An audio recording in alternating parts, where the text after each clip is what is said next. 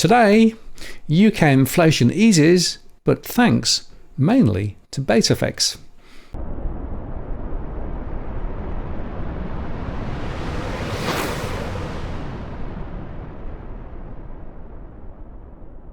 Hello again, it's Martin North from Digital Finance Analytics, with latest post covering finance and property news.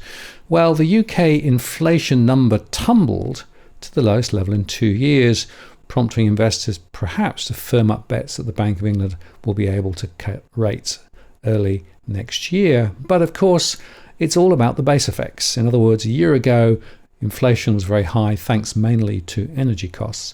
Those are now dropped out, and that has pushed rates lower. Consumer prices actually rose 4.6% from a year earlier in October. That's down sharply from 6.7% in September. And whilst that's the slowest pace since 2021, according to the Office of National Statistics, the point is, of course, that prices are in fact still going up. Mind you, the figures will allow Rishi Sunak, Prime Minister, to declare victory in his goal of cutting inflation in half in 2023, but it's all about the base effects. While it's welcome news that prices are no longer rising as quickly, we know many people are continuing to struggle. Sunak said in a statement, "We must stay the course to continue to get inflation all the way back down to 2%. The drop was even sharper than the 4.7% reading that economists had anticipated, and it'll strengthen expectations that the Bank of England has finished raising interest rates and will refocus attention on a sharp slowdown in the economy. The pound slipped after the report, trading at around 1.2469. And in fact, there is similar speculation in the US, where traders on Tuesday erased bets on more rate hikes by the Federal Reserve after figures there show that inflation broadly slowed. After a record tightening spree, the European Central Bank has also probably reached peak rates as price pressures subside. Of course, in Australia, though, the RBA has been slow to lift rates and lifted recently, and the latest data there suggests that there may be more hikes in Australia. Today's data is unlikely to shift the dial for the Bank of England, with interest rates expected to remain at their current levels until the second half of next year, said Yael Siffin, chief economist at KPMG in the UK. While the drop in inflation will be welcomed by households, it is not in itself a signal of sustained inflationary easing, but rather reflects the lagged impacts of the fall in wholesale gas prices feeding through to energy bills. Exactly.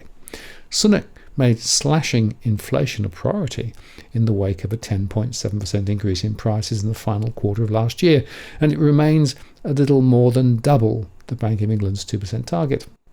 This month's reading marked the biggest drop since 1992, when inflation plunged from 7.1% to 4.7%, as a boost to prices a year earlier fell out of the annual comparisons.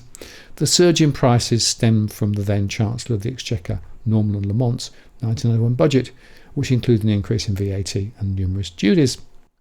In the UK, both core and services inflation, which are being closely watched by the Bank of England for signs of underlying inflation, came in weaker than economists had expected. Core inflation, which strips out volatile energy and food prices, slowed to 5.7% from 6.1%, and there was no increase in consumer prices between September and October. Food prices were little changed on the month, after rising this time last year, while hotel prices fell, both helping to push inflation to its lowest rate for 2 years, the chief economist at the ONS said. The costs of goods leaving factories rose on the month, though, and the annual growth was slightly negative, led by petroleum and base metal products. The cost of electricity, natural gas and other domestic fuels fell 7% in October, compared to a 24.7% surge a year earlier, and food price inflation slowed to 10.1% from 12.3%, with prices gaining only 0.1% on the month. And the ONS also said that price increases in food and non-alcoholic drinks were one of the largest downward drags on inflation. The annual rate of inflation for housing and household services, which includes energy bills, was the lowest since 1950, the ONS said. Progress, though, is slow and suggests that the remaining distance to the 2% target will be a grind, and it's going to take probably at least another year to get there. As a result, interest rate cuts look very unlikely until the second half of 2024 at the absolute earliest, and it might take quite a lot longer. A narrow majority of the Bank of England have voted to keep interest rates steady at 5.25% in the last two meetings, with speculation building in financial markets about when it will pivot towards cuts. Currently, traders are expecting the first reduction in June next year. Despite a darkening economic outlook, officials, including the Bank of England Governor Andrew Bailey and Chief Economist Hugh Pill, have made clear that rates will likely stay restrictive for an extended period. A return to the 2% target is unlikely until 2025, most economists and the central banks are forecasting. The strength of the labour market is still a major concern for policymakers after data on Tuesday suggests it's holding up in the face of a flatlining economy. Wages growth is still running at close to a record pace and unemployment is still low at 4.2%. Pipeline price pressures continue to ease and producer input costs slipped 2.6% from a year earlier, and the output prices, the cost of goods leaving the factory gates, fell 0.6%, which matched the largest drop in 3 years.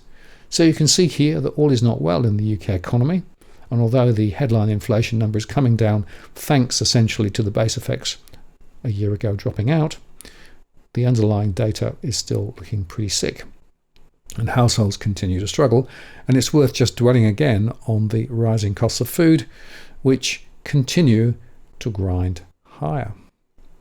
The other unknown, of course, is what's going to happen to energy costs over the next few months. Will we get a very cold winter? Will the conflict in Ukraine or the Middle East boil up and create more pressures? So there are significant risks abounding.